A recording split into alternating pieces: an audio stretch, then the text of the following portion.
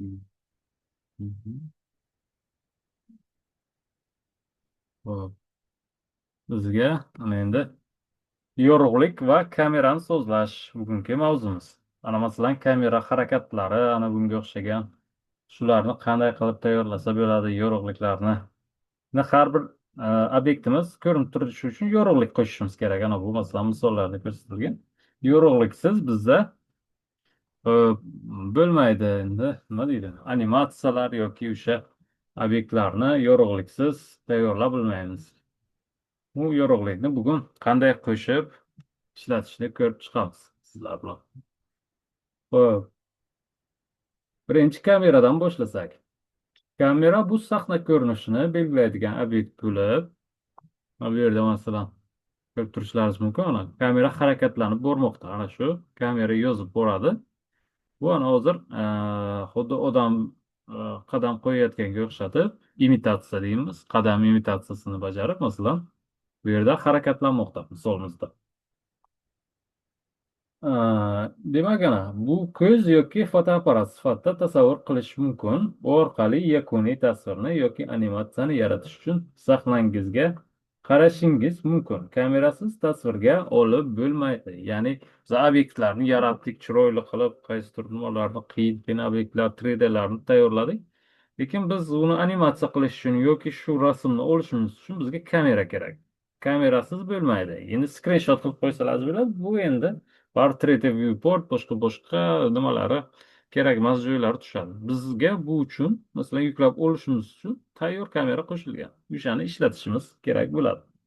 Uncha qiyin ham emas, oson. Nimalari, parametrlari bugun ko'rib o'tamiz o'shani. Xo'p, kamera ko'rinishini. Masalan, kameramiz qayerga qarab turibdi degan savol bo'ladi. O'shalarni ko'rish uchun nol tugmasi numpaddan 0 ni bosishimiz kerak. O'ng tomondagi numpadda. Agar bo'lmasa, F12 bilan ham ishlatsak bo'ladi. F12 yoki FN qaysi notebook yoki kompyuterlarda qaysiga o'rnatilganiga qarab bosishimiz mumkin. 0 yoki F12 bosishimiz mumkin ekan. Kelinglar bir misol sifatida ko'rib chiqamiz. Bu yerda hop, mana Blender dasturi ko'rib turibsizlar. Ana bu yerda bizda kamera bor. Mana uchburchak bir rom sifatida ko'rinib turadi ko'pincha. Aylantirib ko'rsalaringiz, mana shu yerda ko'pincha turadi. Va buni endi точно aniq topmoqchi bo'lsalaringiz, ekrandan, sahnadan ko'rinmayotgan bo'lsa, ana bu yerdan ham ko'rishlaringiz mumkin. Qo'shilganmi yo'qmi? O'ng tomonda bizda hop hozir redaktorimiz bor. Outliner degan. Outliner o'zi standart bo'ladi. Kirgan vaqtimiz o'sha outlinerdan ko'rib chiqishlaringiz mumkin. Ham bormi? Kamera deb nomlangan bo'ladi. Boshlaringiz bilan mana belgilandi manda. Kamera belgilandi. Demak, kamera qo'shib qo'yilgan. Yorug'lik ham xuddi shunday yana bu yerda turibdi. Ko'rmoqchi bo'lsangiz, ana bu yorug'lik bo'ladi. Bu hozircha yorug'likka keyinroq o'tamiz. Hozir kameraga davom etamiz. Demak, ana kameramiz bor. Xohlasak ana bu yerda ko'zchani bosib yo'qotib qo'yishimiz mumkin. O'chirib ko'rinmas qilib qo'yishimiz mumkin. Agar bizga xalaqit qilib turgan bo'lsa. Ho'p, mana endi kameramiz bor. Shu kamerada masalan shaklimizni qancha qismi qanday ko'rinib turibdi ko'rmoqchi bo'lsak, 0 tugmasini bosamiz numpaddan. 0 ni bosyapman, mana menga kamera ko'rinishini ko'rsatyapti. Endi belgilab, masalan, obyektimni harakatlantirmoqchi bo'lsam, mana bu yerga belgilab, hop, bu yerda move ni bosib, mana bu qaysidir o'qlar bo'yicha harakatlantirishim mumkin yoki teparoq ko'tarib, pastroq tushirib, hop, ishlatib ko'rishim mumkin. Endi bu shakl hozir ko'p shaklda, masalan, sizlarda masalan keyinroq qaysidir boshqacha shakl bo'lishi mumkin. Xo'p, tushunarli, ko'rinyaptimi ekran? Ko'rinyapti, ko'rinyapti. Yaxshi. Endi bu yerda menda ikkita ekran, o'shanga boshqa ekran ko'rinib qolmadim deb parametrlar har xil xato ketib qolgan bo'lishi mumkin. Ko'rinayotgan bo'lsa yaxshi demak. Davom etamiz. Shunday obyektimizni harakatlantirib, shu kameraga masalan joylashtirishimiz mumkin.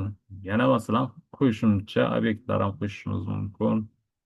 Kelinglar bironma silindr qo'shamiz.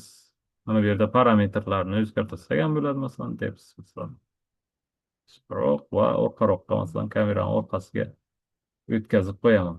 Mana shunda, masalan, ana bu to'rt burchakni ichiga kiradigan qismi faqat kameraga ko'rinadi. Ya'ni rasm bo'lib yuklanib qoladi. Ana bu chiqqan qismlari уже kirmaydi kameramizga. Hop. Bu kamera qaysi qismni ko'rib turganini mana shunday qilib ko'rsak bo'ladi. Endi kamerani ham joylashuvini o'zgartirsak bo'ladi. Endi birinchi boshda biz bu kamera ko'rinishidan chiqishimiz kerak. Bu uchun yana bir marta nol tugmasini bosishimiz kerak bo'ladi. Demak, bir marta bosishimiz bilan bu kamera ko'rinishga keladi. Xo'sh, boshqa knopkalarni bossak chiqmaydi. Masalan, G, U va boshqa eskani ham bossak, mana bosyapman, chiqmayapti. Chiqishi uchun faqat nol tugmasini qaytadan bosishimiz kerak bo'ladi. Bir marta bosamiz kiradi, bir marta ikkinchisiga chiqadi bu yerdan. Xo'p, bu demak tushunarli. Ana endi kamerani o'zini joylashuvini ham o'zgartirishimiz mumkin xohlasak. Masalan, uzoqroqdan ko'rinsin ana shu obyektlarimiz. Endi obyektni ham har doim o'zgartirib, kichraytirib bilmaymiz. Masalan, tayyor obyekt bo'lsa, kamerani harakatini o'zgartirmoqchi bo'lsak, nima qilamiz? Mana bu yerda xo'sh, kamerani tanlab, xo'sh, move bo'limidan bemalol o'zgartirishimiz mumkin. Move bo'limidan o'zgartiramiz. Yaqinroq, uzoqroq ketkazib, masalan, bunday qilib, masalan, kelgan uzoqroqdan bo'lyapti. Yana ozgina desak, ana uzoqroq bo'lib ketyapti. Masalan, ko'proq obyektlarimiz ko'proq bo'lsa, bu yerda ham katta obyekt qo'shishimiz mumkin. Ana bu obyektlarni chetroqda bo'lib, masalan, ana bu yerda katta obyektimizni ko'rsatishimiz mumkin ekan. Mana shunday qilib joylashtirib, bemalol ishlatishimiz mumkin. Yana nolni bosaman, chiqadi kameradan. Xo'p, mana shunday qilib ko'rishimiz mumkin. Yana hozircha bu qilishimiz mumkin. F12 tugmasichi qanday ishlaydi degan nimalarga ko'raylik. F12 ni bosaman. Menda endi Fn bilan bosishim kerak. Bu endi rasm qanday ko'rinadi deganini, rasmga olinsa qanday ko'rinadi ko'rishimiz mumkin. Rasm yoki video sifatida ana bu yerda yuklab olamiz. Render deyiladi. Endi o'sha yuklab olish. Ana endi masalan, nima deymiz? Figmada yuklab olayotgan vaqt eksport qilardik-ku. O'sha eksportni preview degan joy bo'lardi. O'sha vaqtda qaysi qismi ko'rinyapti, qanchalik masalan ko'rinayotganini, shakllarni ko'rardik. O'shani bu yerda ham ko'rishimiz mumkin ana shunday misolda. F12 yoki F12 ni o'zini bossalaringiz mana shunday ko'rinishda chiqadi. Bu yerga endi e'tibor bersalaringiz, mana bu nimalari yo'q. Hozir nolni bossam, ana bu o'qlarni hozir rangi, nima chiziqlari ko'rinib turibdi hozir bu yerda. Lekin bizda bu kamera ko'rinishida bu nimalar ko'rinmaydi. Bu yerda уже nima deydi? Rasm sifatida yuklab qo'yiladi. Bu kerak emas. Bizga dastur uchun kerak bo'lgan, masalan, knopkalar, chiziqlar hammasini olib tashlaydi. Faqat kerakli rasm uchun nimalarni, shakllarni qoldiradi. Hop. Keyin nima qilsak bo'ladi?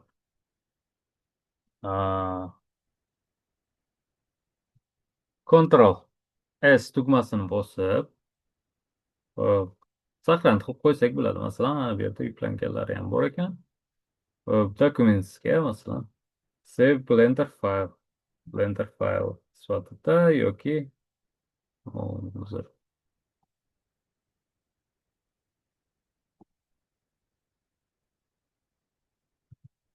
Alt S. Alt S bilan masalan yuklab qo'yishimiz mumkin ekan. Mana bu yerda masalan yuklab qo'yilgan bitta rasmim bor ekan. Bu qayerda? Dokumentda. Title PNG masalan. Bilinglar bironma deb yozamiz. Xo'p, va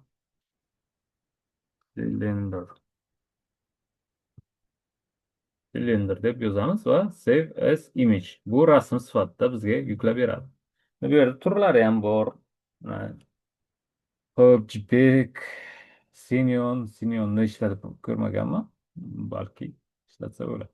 WebP masalan nimaga saytlarga yuklasa bo'ladi, shu bilan yaxshi nimasi formatlarni o'zgartirsalar bo'ladi. PNG, JPG, PNGni endi sifati kattaroq bo'lgani uchun PNGga qo'yamiz. Save as image deb qilaymiz. Keyin bizda endi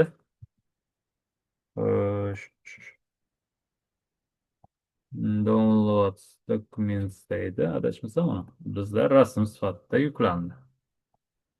Mana rasm sifatida yuklandi. Mana 1920 ga 1080 bo'lib 1 megabayt sifatida yuklab qo'yildi. Endi bu nimaga hozir hammasi kulrang bo'lyapti degan savol bo'lishi mumkin. O'tgan safar darsda o'tgandik. Materiallarni qo'shishni, materiallar, ranglar qo'shishni ko'rgandik.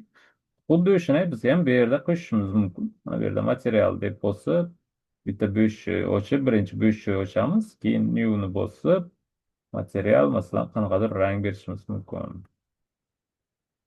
Sariq rangdagi berishimiz mumkin. Endi hozir bizda ko'rinmayapti, lekin qo'shgan materialimiz nima qilish kerak edi? Ko'rinmasa. Ko'rinmasa agar, demak bizda ana bu yerdan shaklimizni ko'rib olishimiz kerak bo'ladi. Bu yerda ana viewport shading material preview degan shakli bor. Ana shuni mana bu yerda birinchisi emas, uchinchisi. Ko'pincha ikkinchisida turadi. Uchinchisiga bossalaringiz shaklni, rangini renderda qanday ko'rinishini ko'rsalaringiz bo'ladi. Yoki to'rtinchisi renderda render bo'lgandan keyin qanday ko'rinishini ko'rsalaringiz bo'ladi shunday qilib. Hop, ana bu yerda xo'sh, emission yorug'lik ozgina tarqatsin deyaylik. 0.3 deyman. Ozgina yorug'lik tarqatyapti masalan. Bunga ham kelinglar biron bir material qo'shib ko'ramiz.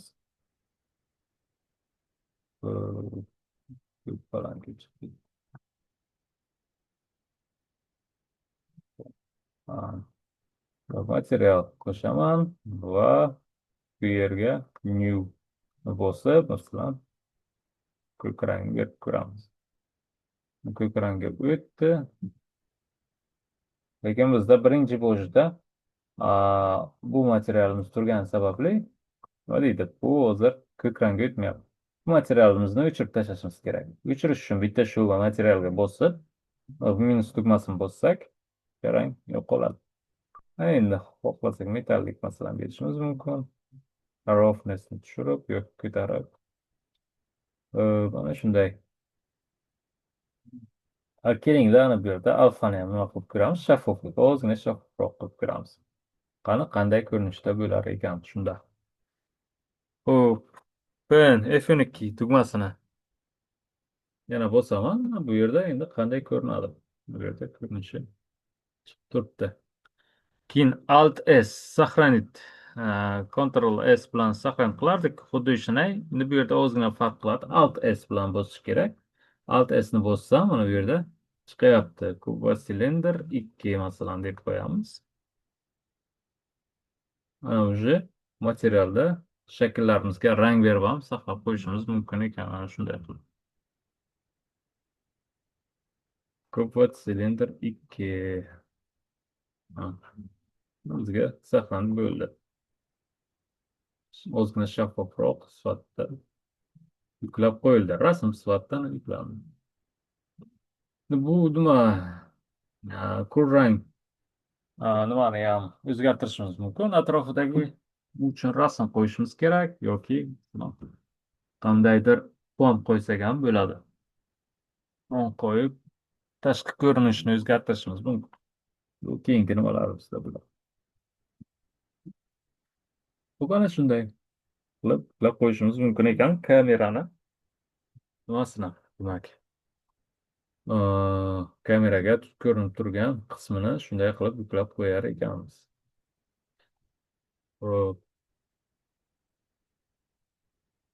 Adashmasam bu yerda ham bo'lishi kerak edi. Save as. Ana. Save yoki ana bu image'dan ham bosishimiz mumkin. Image'ga bosamiz va save'ni bosishimiz mumkin. Save desak, ana qayerga ulanishini ko'rsatyapti yoki save as Shift Alt S deyapti ana bu yerda. Shular bular ham bemalol yuklab qo'ysak bo'ladi. Rasm qilib yuklaymiz. Tayyor ishni kerakmas chiziqlar, mana bu nimalar, o'qlar siz yuklab qo'yishimiz uchun shunday qilsak bo'ladi. Videolar, animatsiyalarni ham xuddi shunday yuklab qo'ysa bo'ladi. Sizlar bilan animatsiya o'tib bilmaymiz. Chunki juda qisqa berilgan. Hozir 8 ta ma'ruza va 7 ta amaliyot berilgan. Animatsiyaga afsuski ulgurmaymiz, lekin animatsiya ham juda qiziq mavzu. O'rgansalar bular xohlovchilar oddiy i knopkasi bilan qo'shib ketilaveradi. Animatsiya kerakli nuqtalarga qo'yib. Ham juda qiziq va oson mavzu. Mayli, davom etamiz. Demak, kameramizni ko'rinishini shunday qilib bosishimiz mumkin ekan. Ko'rib, masalan, yuklab saqlanib qilib qo'yishimiz mumkin. Mhm. Sahna kameradan ko'rinayotgan qismini ko'rsatish, chizish, vizualizatsiyalash. Ana masalan, bu yerda aylantirish ham mumkin. Kattalashtirish, kichraytirish, o'zlanish. Endi bu ko'proq animatsiyaga kiradi. Animatsiya. Ya'ni shaklni nima qilib harakatlantirib, o'shani kameraga yozib olish. Bu yerda kamerani aylantirmasdan, masalan, shaklni o'zini ham aylantirsak bo'ladi yoki navarot kamerani yaqinroq, uzoqroq keltirib animatsiya qilsak ham bo'ladi. Xo'p, xo'sh, keyingisi. Ya'ni endi bu yerda shaklimiz bor deyaylik, qanaqadir shakl tayyorlangan. Endi o'sha shaklni kattaroq yoki kichikroq qilib ko'rsatmoqchimiz. Masalan, shunday vazifa berilyapti, shunday muammoyimiz bor. Lekin shaklni endi o'zini kichraytirsak, masalan, qanaqadir xatoliklar bo'lib qolishi mumkin, animatsiyasi chiqib ketishi mumkin. Yo bir shunga o'xshagan muammolar kelib chiqishi mumkin. Elementlar ko'p bo'lganda shunday ko'pincha bo'ladi. Shaklni o'zini o'zgartira olmaymiz. Kamerani qancha joyini ko'rib turibdi, o'shani ko'rsatishimiz kerak bo'ladi. Xo'p, ko'rinishini o'zgartirmasdan kamerani yaqinlashtirish yoki uzoqlashtirish uchun G knopkasini bosib, keyin Z knopkasini 2 marta bosiladi va sichqoncha harakatlantiriladi. Avval kamera tanlangan bo'lishi kerak ekan. Demak, endi o'sha shakllarni kichraytirmasdan shu kamerani uzoqroq olsak, o'sha shakl maydaroq ko'rinadi. O'sha shu effektga yetish uchun shu tugmalarni bosishimiz kerak ekan. Ya'ni G knopkasini bosib va 2 marta Z knopkasini bosib, keyin sichqonchani harakatlantirib yaqinroq yoki uzoqroq qilishimiz mumkin kamera. Keling ishlatib ko'ramiz. Birinchi lekin kamerani tanlangan bo'lishi kerak ekan. Qani ishlatib ko'raylikchi, rostdan ham shu bor gapmi yo yolg'on yozilganmi? Xo'p, ana masalan, ana bunday ko'rinib turibdi. Ana shuni shu elementlarimizni maydaroq qilib ko'rsatmoqchimiz. Unda kamerani tanlayman birinchi. G knopkasini bosaman, 2 marta Z ni bosaman. Xo'sh, ana endi sichqonchani harakatlantirsam, mana shakl uzoqqa yoki orqaga ketyapti. O'ng tomonni bosib, hozircha boshiga qaytaraman, aniqroq ko'rinishi uchun ana bu yerdan ko'rsataman. Mana G knopkasini bosaman va 2 ta Z. Va ana menda uzoqroqqa, masalan, kelinglar ana bu yerda joylashtiraman. Sichqonchani tugmalarini bosmasdan o'zini qimirlatsak, o'zi mana shu o'q bo'yicha harakatlanadi. Masalan, ana bu kerakli joygacha yetamiz, sichqonchani o'zini qimirlatib va keyin chap tugmani bosamiz. Chap tugmani bosdik, ana endi 0 tugmasini bossam, mana bu yerga maydaroq bo'ldi. Avval qanday edi, masalan? Avval ana bunday ko'rinishda edi. Ana endi masalan, mana bunday ko'rinishda. Yanada kichraytirmoqchi bo'lsak, masalan, G yana kamerani tanlab, hozircha bu ko'rinmay tursin.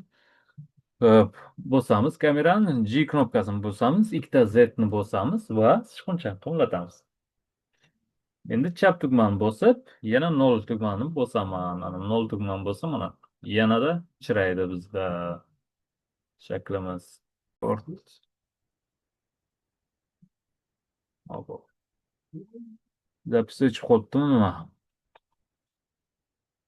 Hop, davom etamiz. Masalan, yaqinroq yoki kamerani uzoqroq etish uchun shu tugmalardan bosishimiz kerak ekan. Ya'ni G tugmasi va 2 marta Z ni bosib, masalan, hozir ko'p yaqin turibdi. Hozir masalan 0 tugmasini bossam, ko'p yaqin turibdi. Shuni uzoqroq aytmoqchiman. Bu uchun kameraga bosib, G knopkasini bosib, mana bu yerdagi G knopka va 2 marta Z ni bosing deyapti. Demak, kamerani tanlab, G knopkasini bosib, 2 marta Z ni bossak, yana uzoqroqqa yetsak bo'ladi. Kameram G 2 marta Z, keyin yanada uzoqroqqa yetaman va 0 tugmasini bossam, mana elementlarimiz uzoqdan ko'rinishi paydo bo'ldi. Bu yerda parametrlarni o'tkazsam bo'ladi. Studio, tekstura, stereo, tekstura filtration.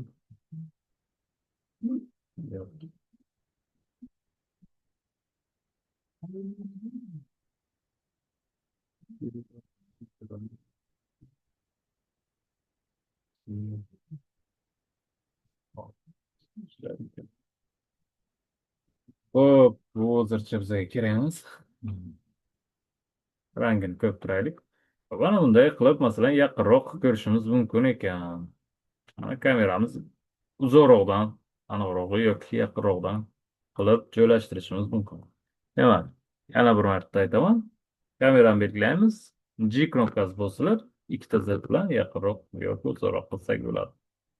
Harakatlantirish endi masalan qayer ko'rinayotganini mana bunday aylantirib, masalan joylashtirib chiqsalar bo'ladi. Unisi G knopkasini o'zini bilan mana bu yerda move bilan ham joylashtirishlaringiz mumkin. Masalan, teparoqqa qo'ysam, bunday faqat teparoq qismi ko'rinsin deyishim mumkin. Bunday qilsam-ku, вообще masalan kubimiz kamerani ichidan chiqib ketyapti. Sizlarga qaysi qismi kerak bo'lsa, ana shunday qilib joylashtirib ishlatishlaringiz mumkin ekan. Davom etamiz. Gorizontal yoki vertikal joylashtirish uchun G knopkasini bosib, keyin X yoki Y ni 2 marta bosiladi.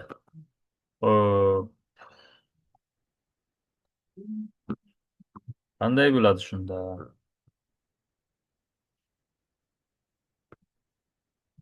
Nol tugmasini qaytib bosaman. Numpad'dagi o'ng tomondagi xo'sh, G tugmasini bosib, ikkita Y bosishimiz kerak bo'ladi. G ni bosaman, 2Y. Masalan, teparoq yoki pastroqqa tushirsak bo'ladi. Obyektimizni nisbatan olsak, G 2Y bosganimda ana bunday bunaqasiga shakl ko'rinyapti. Teparog'ini yoki pastrog'ini olishni tanlashimiz mumkin. Masalan, teparoq yoki G yana 2Y qilib ozgina pastroqqa tushiraman. Mana bizga shaklining pastini olish. Yoki hozircha obyektimizni olib turibdi. Yana G tugmasini bosib, 2X ni bossam, chetroq, chaproq yoki o'ngroqni olish. Masalan, chaproq ko'p o'ngga ketib qoldi. Masalan, obyektlarimiz chiqib ketdi. Mana shunday qilib ham joylashtirishimiz mumkin. Asosiy o'qlariga nisbatan bu yerda ishlaydi.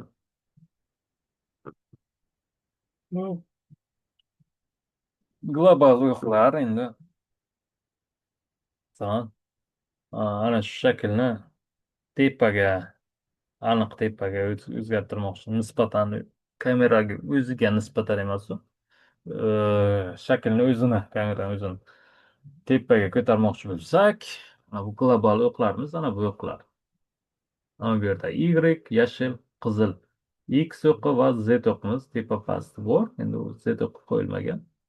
O'sha o'qlar bo'yicha shakllantirib, harakatlantirmoqchi bo'lsak, ana bu yerda move ni bosib, harakatlantirishimiz mumkin. Masalan, Y o'qi bo'yicha, X o'qi bo'yicha. Endi bu yerda lekin Z o'qi bo'yicha masalan tepa past qilganimiz bilan yaqinroq kelmaydi. Yaqinroq kelishi uchun mana shu ikkita G ikki marta Z'ni bosishimiz kerak bo'ladi. Ishlatib ko'rsalar samolyotda ancha tushunarli bo'ladi, menimcha. Ho'p, davom etamiz.